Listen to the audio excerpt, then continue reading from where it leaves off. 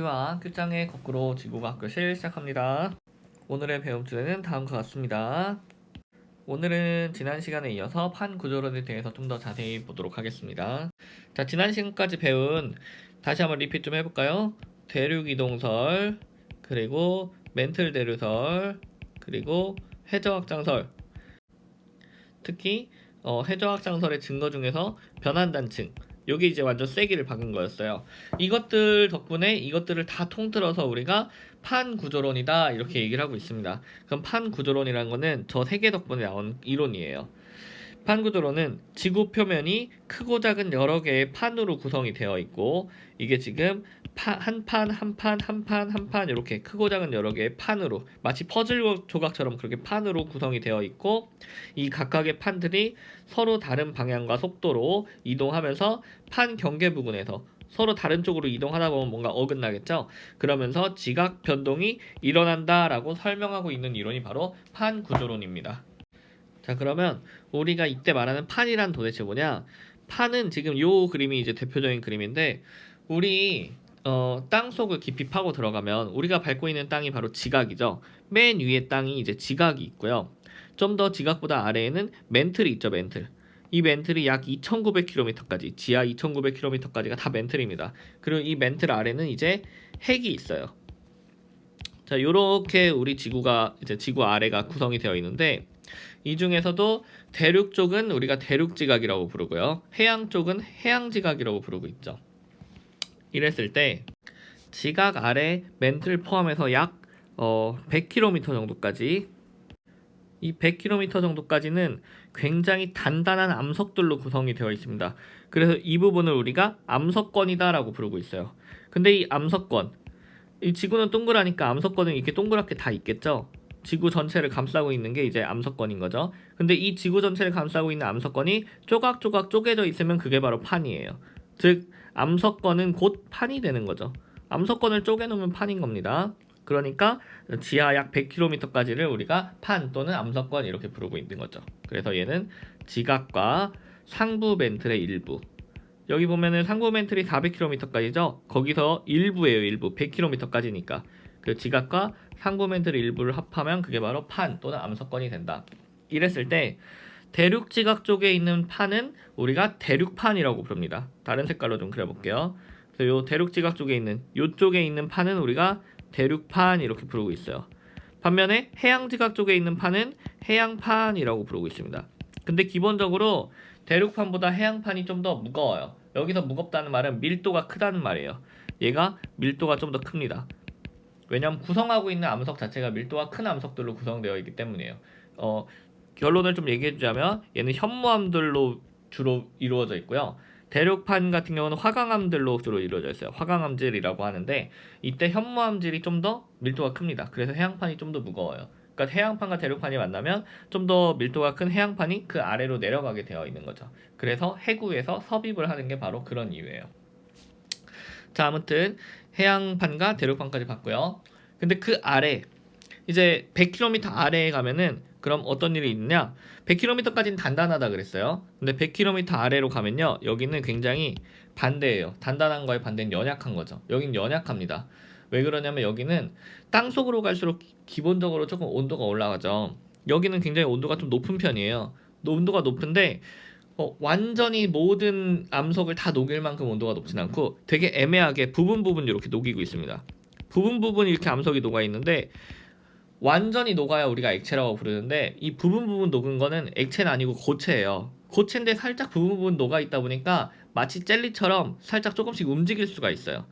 살짝 녹아 있기 때문에 여기가 어떻게 보면 빈 공간이 생기는 건 다름없죠. 녹았다는 거는. 그래서 여기를 누르면서 살짝 얘네가 움직여요. 그래서 멘틀이 살짝 움직일 수가 있습니다. 그래서 여기를 연약권이라고 불러요. 약하다, 단단하지 않고 살짝 움직이고 물렁물렁해서 약간 젤리 같은 느낌이에요. 그래서 여기를 연약권 이렇게 부르고 있습니다. 이 연약권 같은 경우는 우리가 부분 용융되어 있다라고 부릅니다. 살짝 녹아 있는 걸 부분 용융이라 해요. 그리고 여기를 유동성이 있는 고체다 이렇게 부릅니다. 고체는 고체인데 살짝 움직이니까 유동성이 있다 이렇게 부르고 있어요. 이게 바로 판의 구조예요. 그래서 아까 얘기했던 대륙판과 해양판의 비교는 요 아래다 표에다가 또 해놨습니다. 한번 읽어보면 되겠어요. 자, 이 아까 본 이런 판들은 판의 경계에서 아까 처음에 판구조론 얘기할 때 말했듯이 판의 경계에서 판과 판이 서로 다른 속도와 다른 방향으로 이동을 하면서 지각 변동이 일어나게 돼 있어요. 그래서 그 판의 경계에서 어떤 일들이 발생하는지 한번 보도록 할게요. 먼저 판과 판이 서로 멀어지는 경계, 그걸 우리는 발산한다라고 불러요. 그 발산형 경계를 한번 보도록 하겠습니다. 발산형 경계는 멘틀 대류가 상승하는 곳이에요. 이렇게 멘틀 대류가 상승해서 대류가 상승하다가 지각을 만나면 이제 양옆으로 퍼지게 돼요. 그러면서 이 양옆으로 이동하는 이 멘틀의 움직임, 즉 연약권의 멘틀이죠. 연약권 멘틀의 움직임 따라서 그 위에 있는 지각이 아니죠. 판들이, 암석권, 판들이 같이 덩달아 움직이면서 서로 벌어지게 되는 곳이에요. 이게 바로 발산형 경계예요. 그래서 발산형 경계의 첫 번째 특징을 정리를 해보면 멘틀 대류가 상승하는 곳이다. 이게 첫 번째 특징이고요. 두 번째로 상승해서 벌어지니까 서로 멀어지는 곳이죠.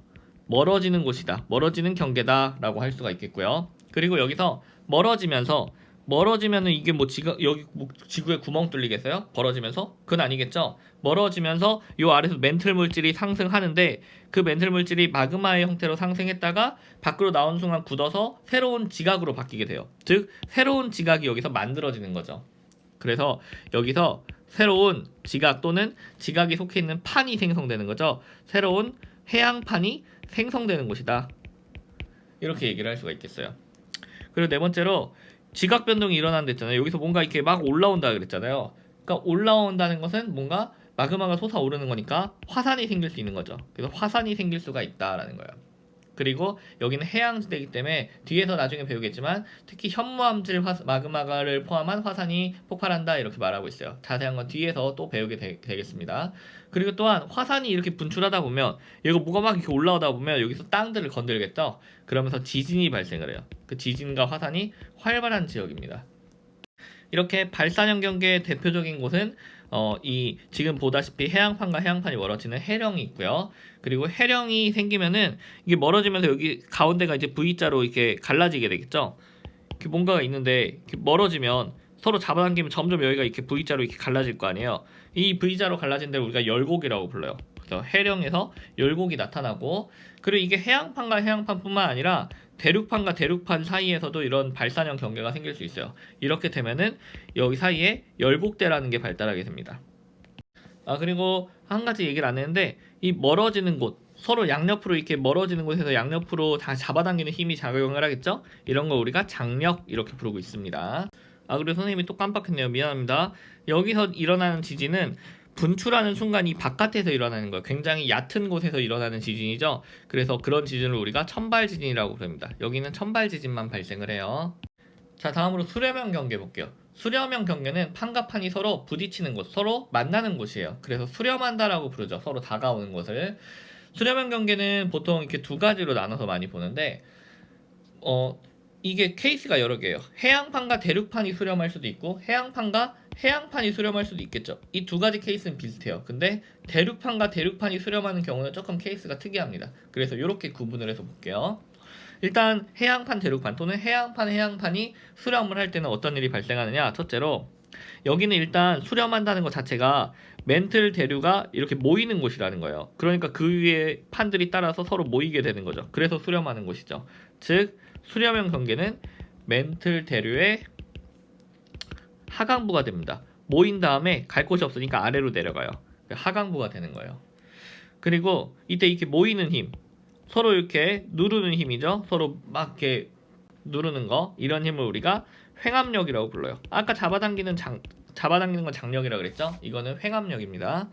그 다음에 세 번째로 여기서 서로 수렴을 하면서 이 해양판이 이 대륙판보다 밀도가 크기 때문에 아래로 가라앉게 돼요. 이렇게 하면서 소멸하게 됩니다. 그래서 여기서는 판이 소멸하는 경계예요.